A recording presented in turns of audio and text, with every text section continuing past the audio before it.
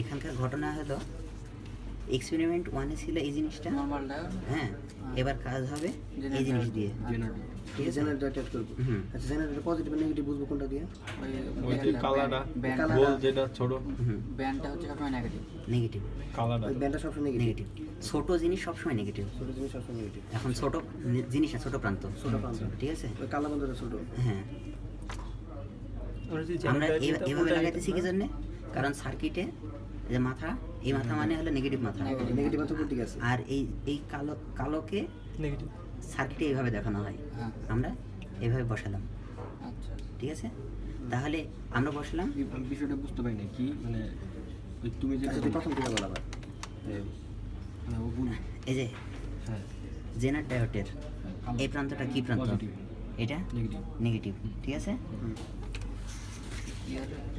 এখানে এই প্রান্তটা কি প্রান্ত? পজিটিভ হুম, পজিটিভ আমি যদি এইভাবে ধরি, একটু আগে কি বললাম? নেগেটিভ এটা নেগেটিভ আর এটা পজিটিভ, এটা পজিটিভ আর এটা হলো মেন ডায়োড, ঠিক আছে? হ্যাঁ। আর এটা হলো তার চিত্র, ঠিক আছে? এটা হলো চিত্র, এটা নেগেটিভ, এটা পজিটিভ, ঠিক আছে? এবার সার্কিট যেভাবে আছে, রেজিস্ট্যান্সের এক মাথার সাথে পজিটিভ প্রান্ত, আর ব্যাটারি ভোল্ট আর হলো পাওয়ার সাপ্লাইয়ের নেগেটিভের সাথে ডায়োডের জেনারেটর পজিটিভ positive প্রান্ত, প্রান্ত। ঠিক আছে? পজিটিভ প্রান্ত। তার মানে উল্টা বসাই দেবো, আগের ডাইরেক্ট হ্যাঁ। উল্টা, তাই না? তাহলে নেগেটিভটা যাবো উপরে, আগে ছিল নিচে, এখন যাবো উপরে, জাস্ট উল্টা। এই যে, ঠিক আছে? এ কালো মাথা না? দেখো, এ দেখো সার্কিটের সাথে মিলাও, ঠিক আছে?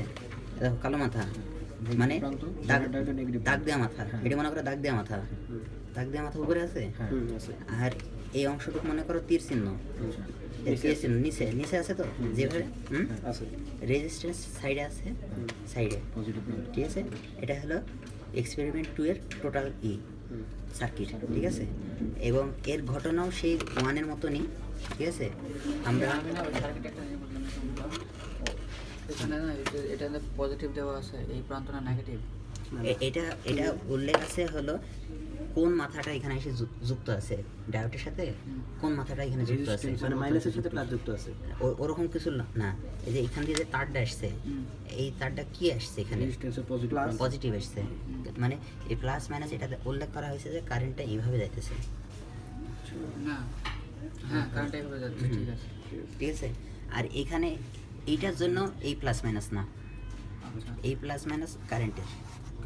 আবার যদি মনে করো যে সবাই একটু শুনে নাও, একটা এটা হলো যে যদি কেউ আগামী পারফরমেন্স টেস্টে যদি কেউ টাইম মিস করে, তাহলে কিন্তু তার টেস্ট আর দিতে পারবে না, টেস্ট কিন্তু বাতিল।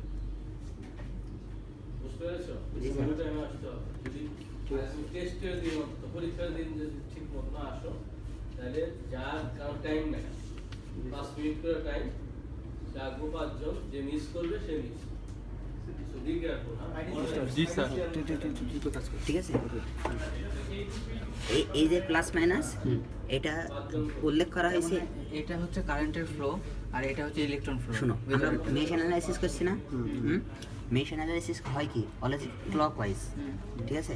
এরকম ক্লক ওয়াইজ কারেন্ট এভাবে যাইতেছে, কারেন্ট যেদিক দিয়ে ঢুকে পজিটিভ, যেদিক দিয়ে বের হয় নেগেটিভ, এদিক দিয়ে আসতে আসতে আসতে এদিক দিয়ে ঢুকতেছে, তাহলে এই প্রান্ত হবে কি? Negative positive. পজিটিভ। এদিক দিয়ে বেরিয়ে যেতেছে, তাহলে এই প্রান্ত হবে কি? সেটাই উল্লেখ করা হয়েছে, পজিটিভ নেগেটিভ। আচ্ছা, আরেকটা জিনিস দেখ, এখান থেকে কি পাওয়ার সাপ্লাই আমরা কি পজিটিভ দিয়েছি, পজিটিভ গেছে, আর এখানে ডায়োডের নেগেটিভ প্রান্তের সাথে যুক্ত হয়েছে, আর এখানে দেখ একটা জিনিস, এখানে নেগেটিভ গেছে বাট এই ডায়োডের পাওয়ার প্লাস যুক্ত হয়েছে, এটা মেইন থিং। হ্যাঁ, আচ্ছা, ঠিক আছে? এটা হলো সার্কিট। সে আগের মতনই সে ঘটনা আমরা হলো এইভাবে প্রথমে দেখবো যে হলো টোটালটা কত আসতেছে। এইখানে টোটাল মানে সাপ্লাই দিতে বলতেছে, টোটাল বলতে টোটাল ভোল্ট আমরা যে এখান থেকে রেজিস্ট্যান্স সহ হ্যাঁ সব, মানে 1 থেকে তুমি 12 যখন এখানে এভাবে ধরবা, ঠিক আছে, তখন টোটালটাই ধরে নেবে, রেজিস্ট্যান্স জেনারেটর টোটালটা সবটাই ধরে নেবে, ঠিক আছে? এবার এখান থেকে আমরা ওইখান থেকে পাওয়ার সোর্স থেকে 1 ভোল্ট পাঠাবো, আচ্ছা এভাবে ধরে আমরা দেখবো মাল্টিমিটারে যে আমরা 1 পাইতেছি কিনা।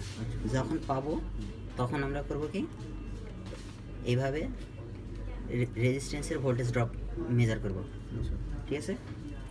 এখানে যদি 700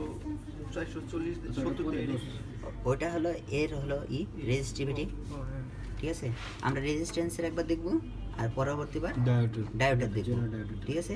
এবার আমরা 1 ভোল্টের জন্য রেজিস্ট্যান্সের জন্য আমরা একটা ভোল্টেজ ড্রপ পাবো, সেটা লিখবো।